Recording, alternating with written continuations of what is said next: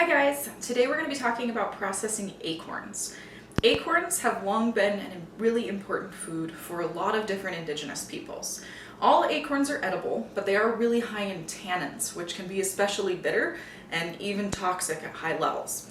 So in order to eat acorns and to turn them into usable food, we need to go through a process that leaches out the tannins. We're going to detail this process now.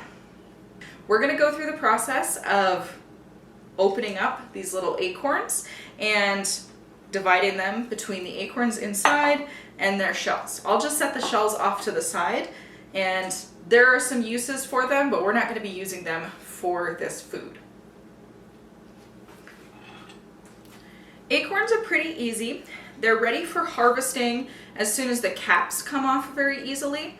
If the caps are stuck on, they're not quite ready for harvest. They can be collected anytime September through November after they mature and fall off of the tree.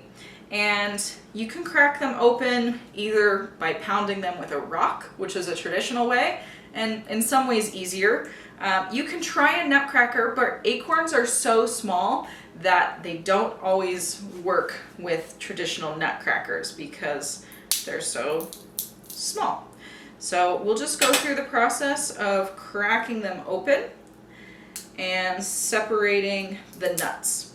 Because they're so high in tannins, they can actually dry out your hand. So you may even want to wear gloves for this process.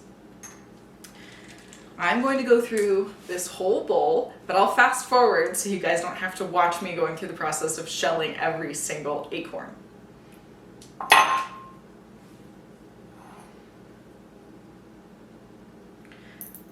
There are a couple things to watch for when you're shelling acorns. If an acorn shell has a hole in it, that's a weevil exit hole, which unfortunately means that a bug has already burrowed inside and eaten that acorn and destroyed it. So that one's not even worth shelling. You can just toss it right into the discard pile.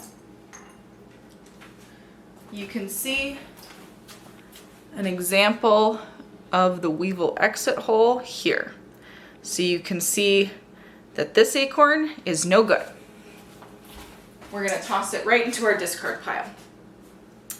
If you pick up any acorns and when you shake them, they have a hollow sound or you can hear the acorn rattling around inside, that acorn is also no good. So you can just throw it out without having to discard it. Acorns have different levels of tannin depending on the type of acorn that you pick up. As I said, Oregon is home to a lot of white oaks, which are especially good for eating. But red oaks, which have slightly pointier shaped leaves than the white oaks, have much higher levels of tannin, so they require more leaching.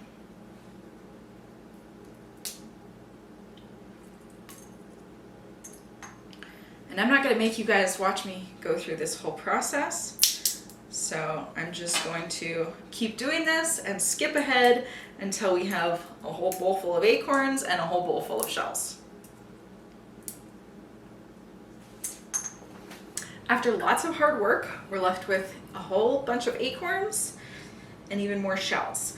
This, of course, is also the acorns that had weevils or were rotten or just weren't quite perfect for what we're doing. So we're going to set these aside, and instead we're just going to focus on our acorns. I'll give you guys a close-up shot at looking at these acorns.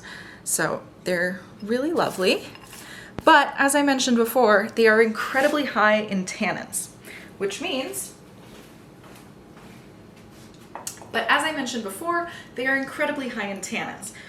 we have to go through a process of leaching them.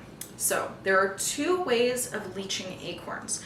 There's hot leaching and there's cold leaching.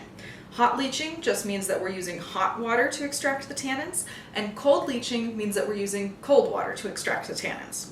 The cold water will take longer, but it will leave the starches intact. However, if we use hot water, it extracts the starches from the acorns, and then those wash off in the water.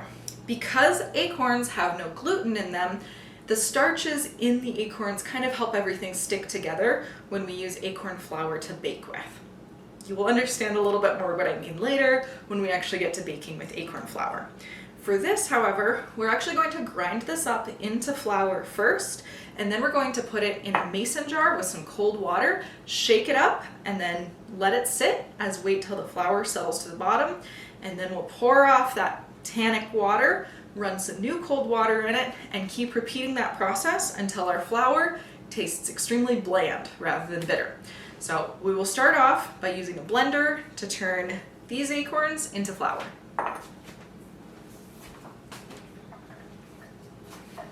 Here's my little food processor. If you don't have a food processor or a blender, you can use a coffee grinder that will just turn these into flour really quickly, or you could even take them and powder them with a mortar and pestle or a big rolling pin or something else like that. However, using a tool like this is going to give you a more consistent flour.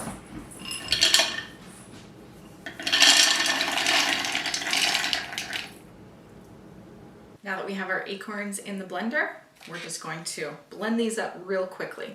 We want to make sure that we're grinding them down into a flour, but we're not grinding them so fine that it starts turning more into mush.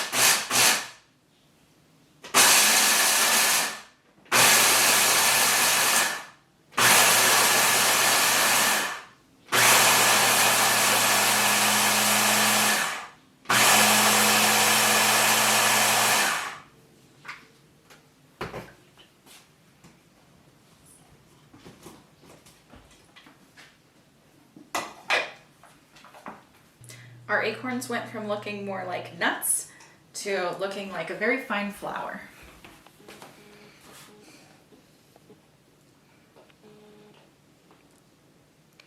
We're going to put this directly into a mason jar with some cold water and give it a little shake.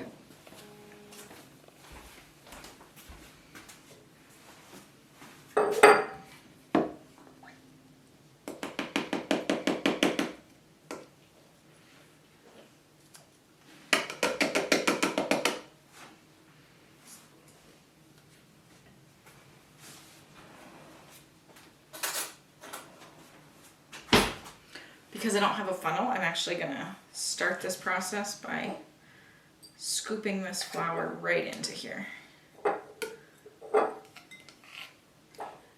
All this orangish color comes from the tannins.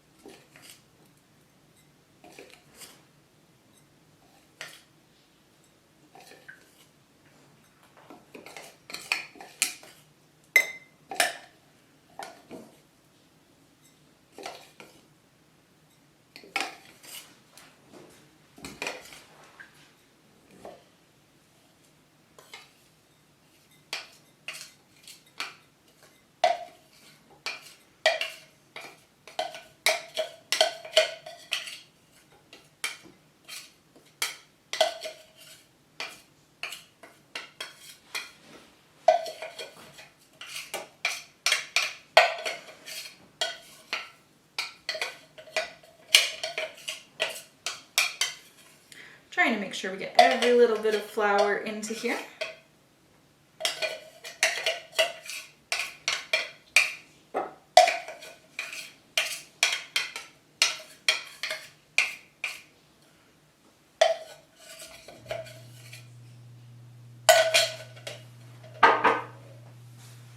Wonderful. So now To give you guys a closer look, you should be able to see what this acorn flour looks like. So as I said, cold water into here, give it a shake, and then let it sit and let this flour settle out as all the tannins come out into the water.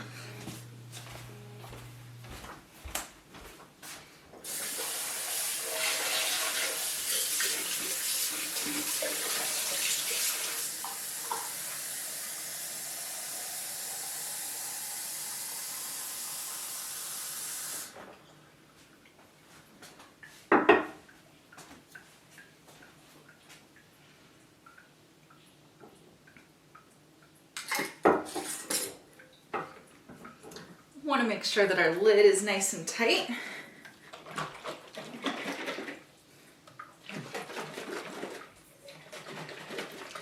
Then we're going to give it a good shake.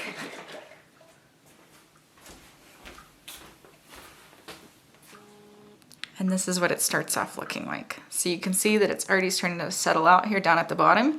We're going to let it settle for a couple of hours. And then we're going to pour off all of this water that has the tannic acid in it. And we're just going to keep doing it.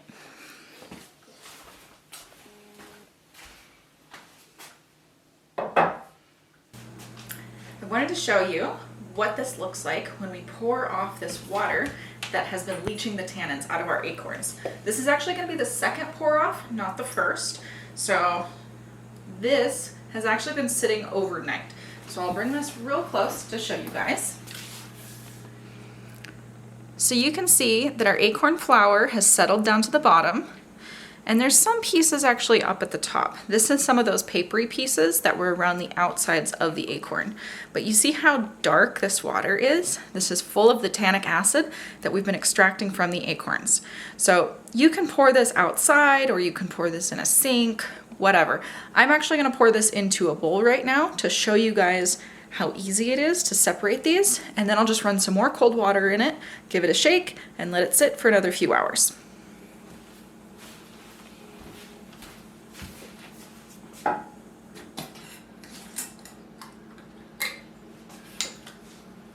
have to be careful I don't make a mess when I'm pouring this, so.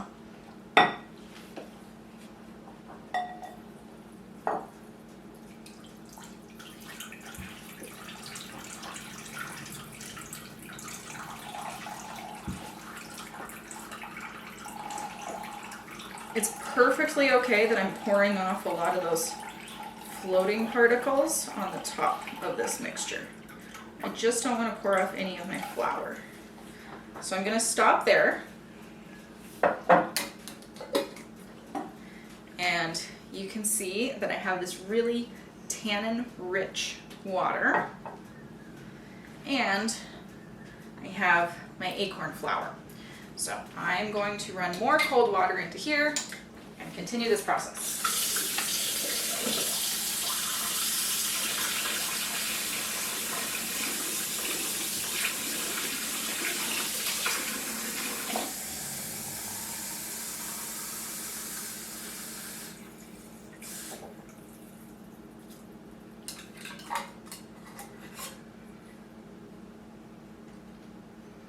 So I have the lid nice and secure, and I'm going to give this a shake. I want all my flour on the bottom to get stirred up,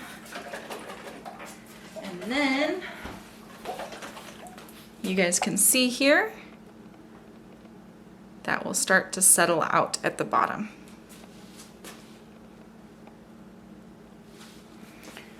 Just going to set this on the counter and let it continue to leach. This I'm gonna dump outside. Our acorn flour has had its final pour off, and as you can see, it's still pretty liquidy. So what we need to do is get the liquid out of it by putting it in a dehydrator, and we're gonna put our flour onto these fruit leather trays essentially. So that will cook all of the moisture out of it without actually cooking the acorn flour. So I'm going to start to kind of pour and spread this flour out over these trays.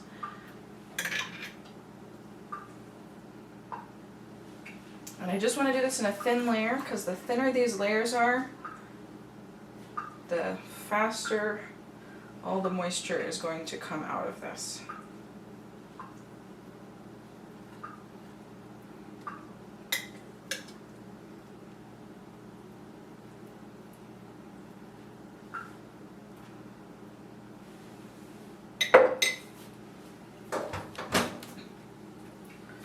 Have to be careful since we're dealing with this liquidy stuff.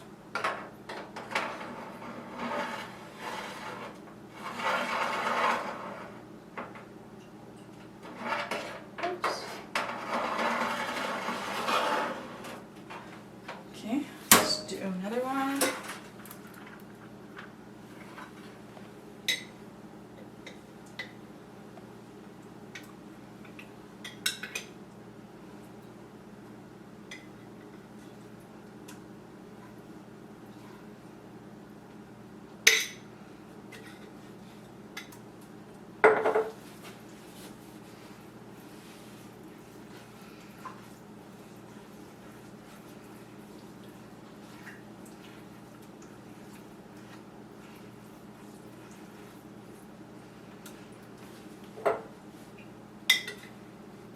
Remember, when we're done with this, this should be more like powder and not a paste. So we're really trying to get flour that we can bake with. So we're trying to get absolutely all of the moisture out of here. If we don't get the moisture out of here, then it can mold when we store it. So that's no good. Or it'll add moisture to whatever we're baking with, and all of our consistencies will be off. So just trying to get all of this stuff off of the sides.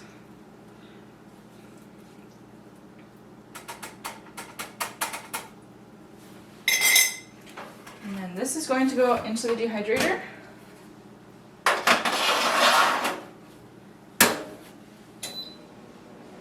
And I just have this going. Let's turn this up to 160 degrees for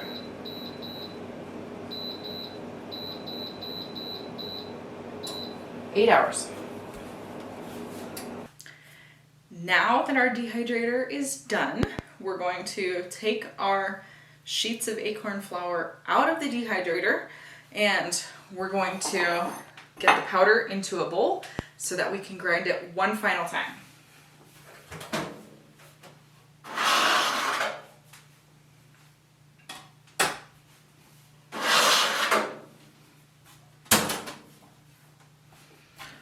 So this is our acorn flour. So if you see, it's actually very much flour. We just have to get it off of these sheets. And of course, these sheets were laying on these wire racks, so they kind of have an imprint of wire racks on them. So I'm going to bring you a little bit closer and show you what we're doing.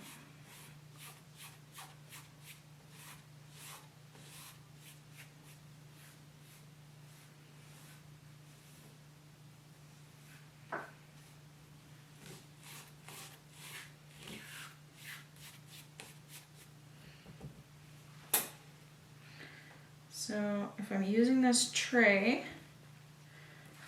it's bendy, so I can pick up my corners and I can pour it right into my bowl. And then I can keep working on scraping up all my flour.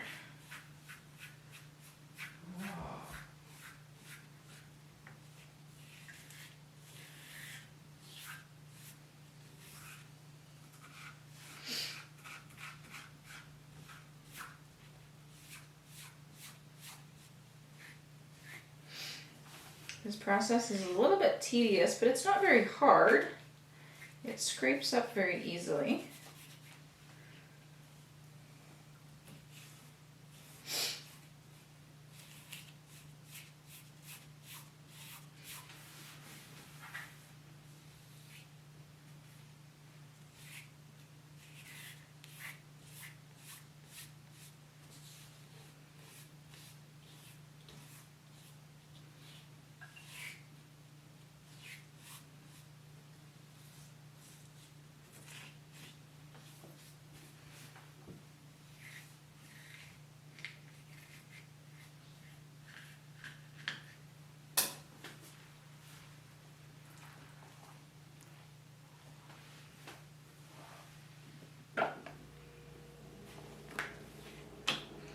So that's 1 sheet of flour. And you'll see that this flour is still pretty coarse. It's not that powder that we get when we get wheat flour. So here, let me scoop this up.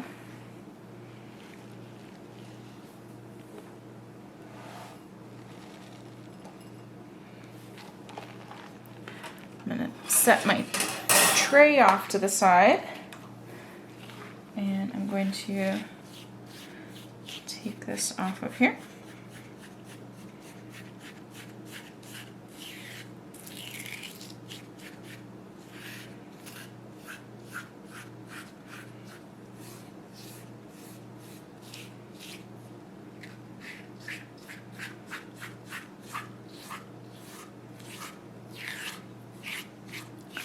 Now remember, there are lots of different types of oak trees with lots of different acorns, obviously.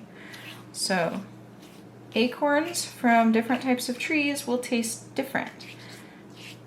If you get a white oak, it will taste very different from a red oak. And the process is the same. Some require more leaching, some require less leaching.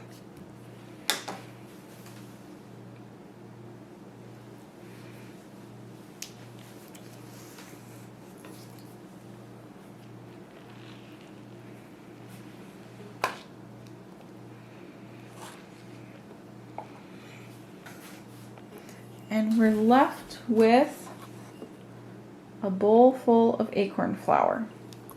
Now the very last step is going to be to grind this one final time. So we're going to very gently pour this back in the blender,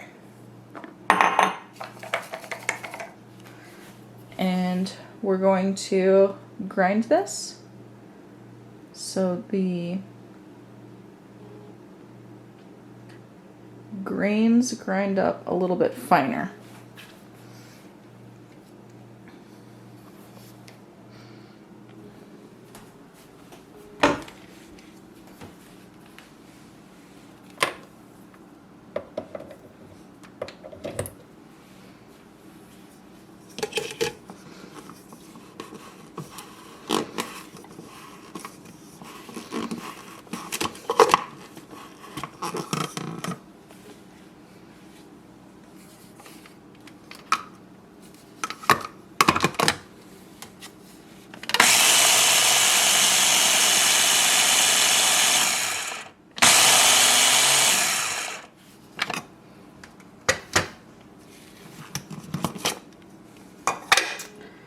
And here we have our final product, our really fine ground acorn flour. And we can use this to cook with.